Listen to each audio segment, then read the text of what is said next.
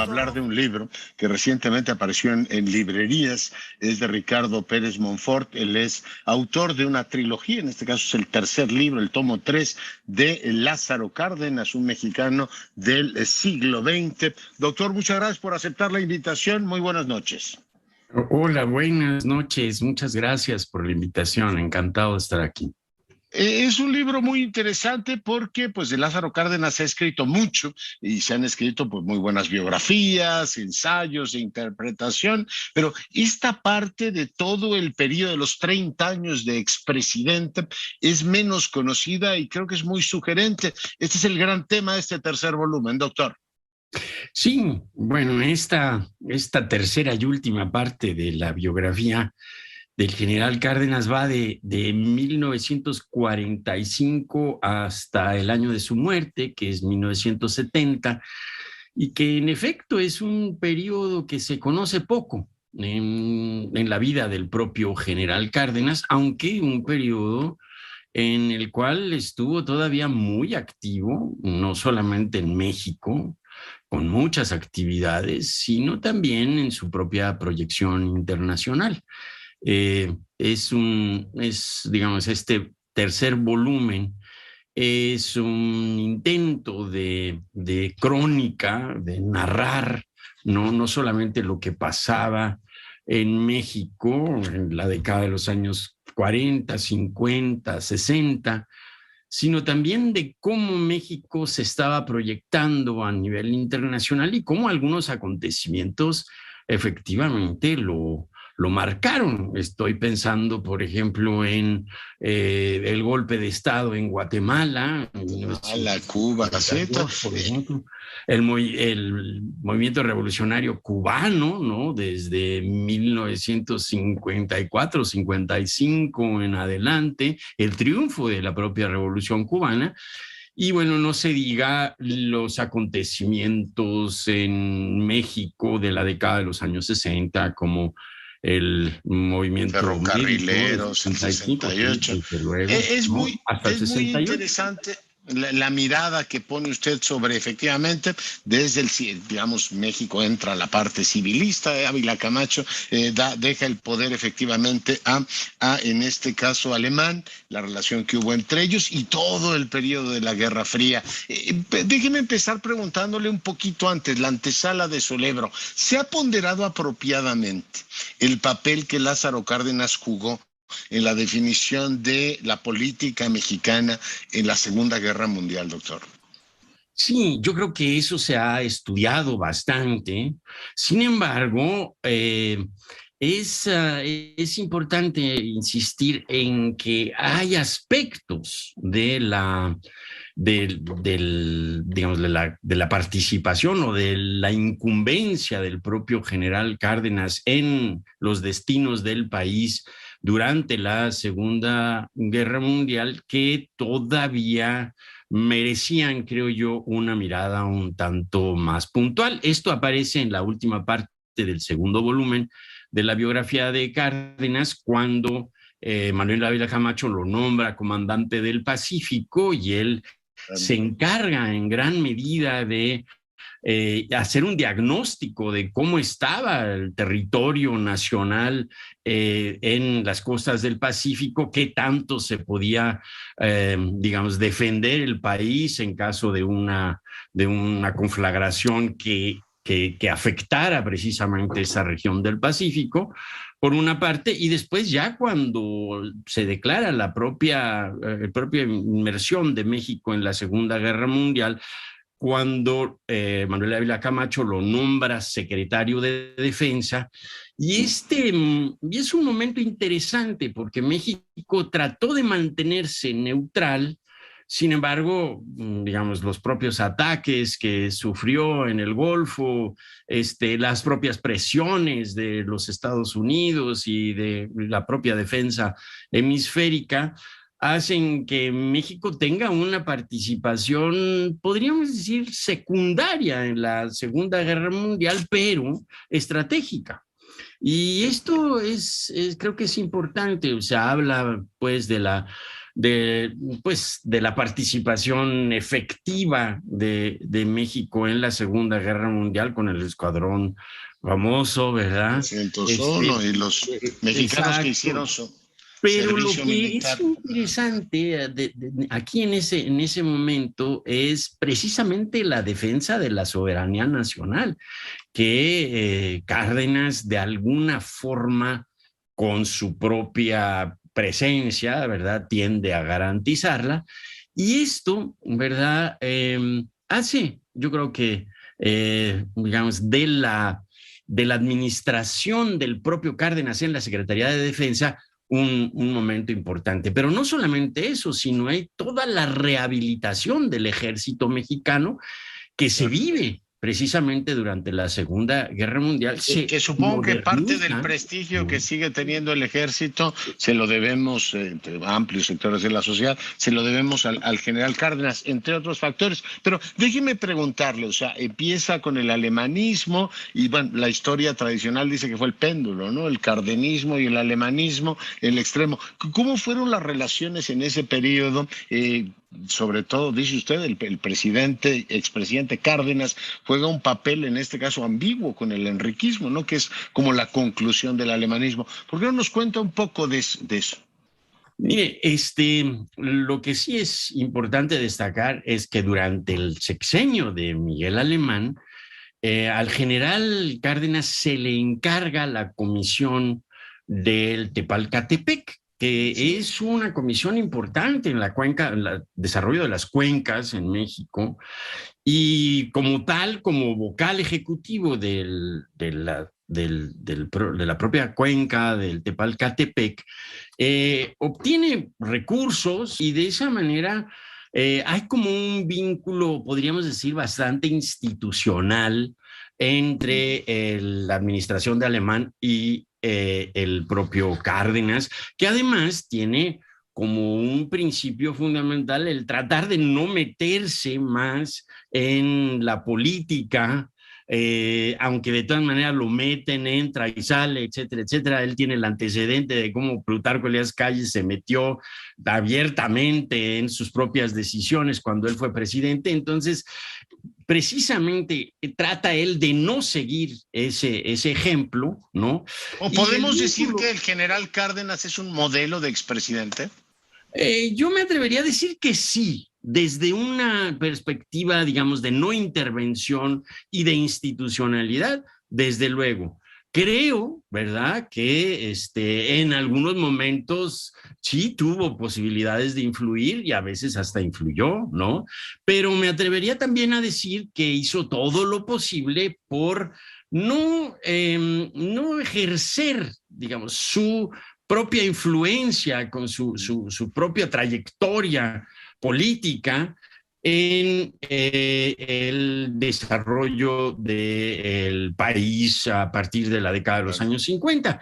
Y esto tiene que ver también con algo que es importante, y es que, digamos, a partir de 1946, del civilismo, hay una marcada tendencia hacia ir dejando atrás el propio proyecto cardenista con una intervención del Estado tan contundente como sucedió en la década de los años 30. Ya para la década de los años 40 y 50, el modelo de desarrollo del país es está mucho más comprometido con el capitalismo, tanto norteamericano como con los capitalistas mexicanos, ¿no?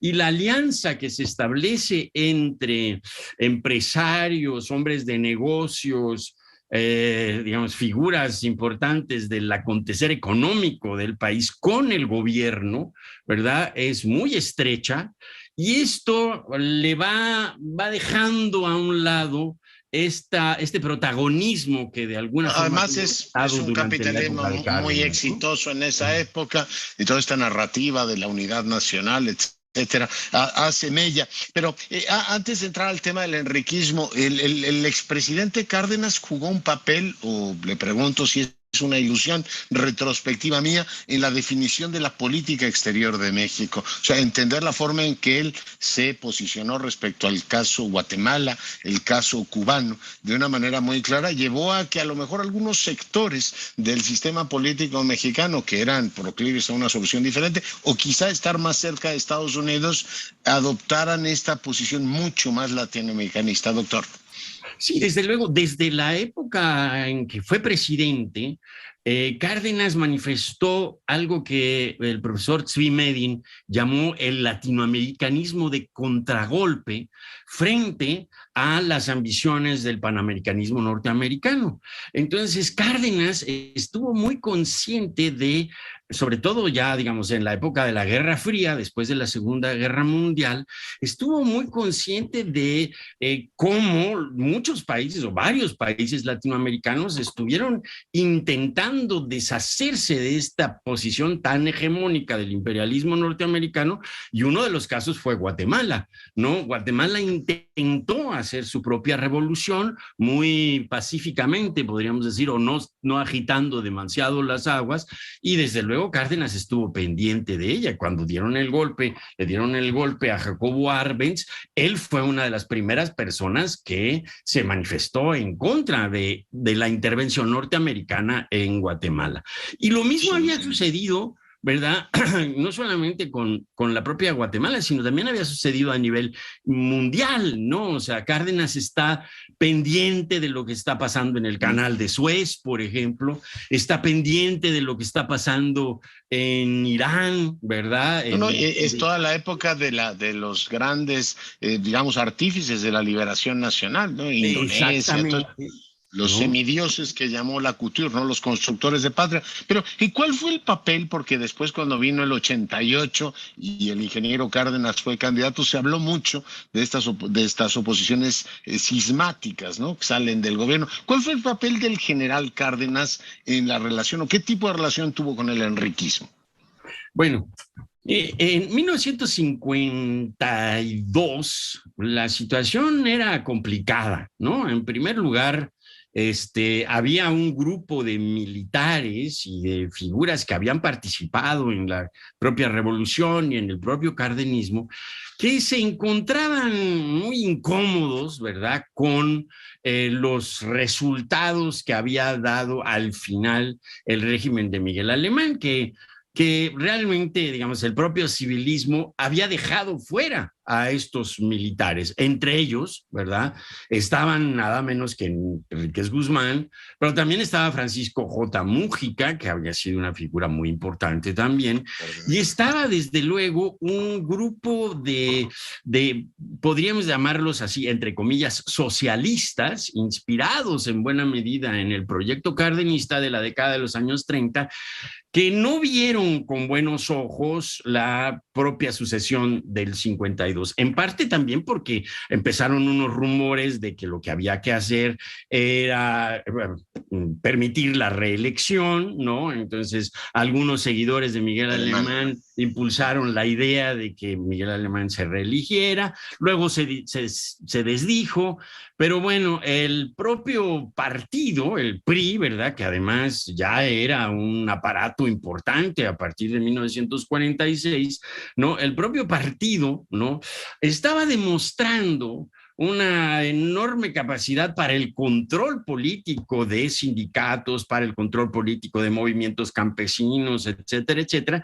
Y esto no iba con las propias ideas de algunos de los viejos cardenistas, podríamos decir. Y entre ellos estaba nada menos que Enríquez Guzmán, pero Enríquez Guzmán también estaba abonando a su propia, digamos, sus propios intereses políticos, ¿no? Sí. Enríquez Guzmán era un militar, ¿verdad?, un poco de una camada posterior a la de Cárdenas, pero era una figura que se había opuesto, de hecho, al modelo alemanista, y empezó a organizar desde pues, unos años más tempranos que cuando empieza realmente el fenómeno de la sucesión presidencial, empezó a organizar su propia posibilidad de llegar al poder. Y no solamente eso, sino una crítica bastante a fondo de lo que había significado el civilismo con esta cauda de corrupción, pero también con una cauda muy de, podríamos decir, de sometimiento de la voluntad popular y de la voluntad política de este país, ¿verdad? A los designios de los Estados Unidos, ¿no? Un pragmatismo. Enrique Guzmán organiza su grupo, ¿verdad? Y pues los cardenistas lo toman como si por naturaleza, como si fueran natural, que Cárdenas apoyara a Enrique Guzmán, y cosa que no hizo, ¿no? Cárdenas insistió en que se iba a mantener al margen de esta sucesión presidencial en el 52, y aun cuando parientes cercanos sí participaron, ¿verdad? Él insistió en que no iba a participar. Y de hecho hizo unas declaraciones muy fuertes precisamente al respecto, ¿no? Muy interesantes todos sus papeles en las sucesiones, decía usted de Mújica, etcétera. Pero bueno, son temas efectivamente apasionantes de la historia. El libro es, como les digo, muy interesante. Recorre 30 años y son las últimas, digamos, movimientos, apariciones del general. Nos quedan 2 minutitos y le tengo que preguntar, el papel que el general jugó en el Movimiento de Liberación Nacional. Hace unos días me decía el ingeniero Cárdenas que ese es uno de los temas que deberíamos documentar todavía más, a lo mejor hacer tesis doctorales sobre el movimiento. Pero ¿cuál fue el papel que jugó el general en ese movimiento? Bueno, el papel del general en el Movimiento de Liberación Nacional tuvo que ver en un principio con su protagonismo a la hora de organizar unas conferencias sobre la liberación económica del país y la paz, ¿no? Esto es en 1961, ¿no? Y él fue una figura importante. Sin embargo, el gobierno en ese momento de López Mateos, con una figura tan reaccionaria como Díaz Ordaz como secretario de Gobernación, atacando a todo lo que significara algo que oliera un poco a izquierda, ¿no? Hizo lo posible porque estas conferencias no funcionaran. Y esto derivó en buena medida a la organización del Movimiento de Liberación Nacional, que ya venía gestándose, ¿no? Con la inconformidad de ferrocarrileros, inconformidad de petroleros, con inconformidad de estudiantes, de maestros, etcétera, etcétera, que se había suscitado a finales de los años 50, ¿no? Pero el Movimiento de Liberación Nacional, el propio general Cárdenas dio un paso atrás. Y entonces el propio Movimiento de Liberación Nacional, si bien tenía un espíritu cardenista, no contó del todo con el apoyo del propio expresidente, ¿no? Interesante figura en todas esas decisiones, que está en este caso biografiada en este periodo. Bueno, está la trilogía, en este caso estamos hablando del tomo 3, que ya está en librerías. Doctor Pérez Monfort, le agradezco muchísimo el tiempo que ha estado esta noche con nosotros. Muchísimas gracias, Leonardo. Le mando un afectuoso saludo. Igualmente se lo devuelvo y con esto nos vamos. Yo soy Leonardo Curcio. Gracias por su sintonía. Mi querido Jaime, gracias por la conducción. Nos vamos. Cuídese rabiosamente.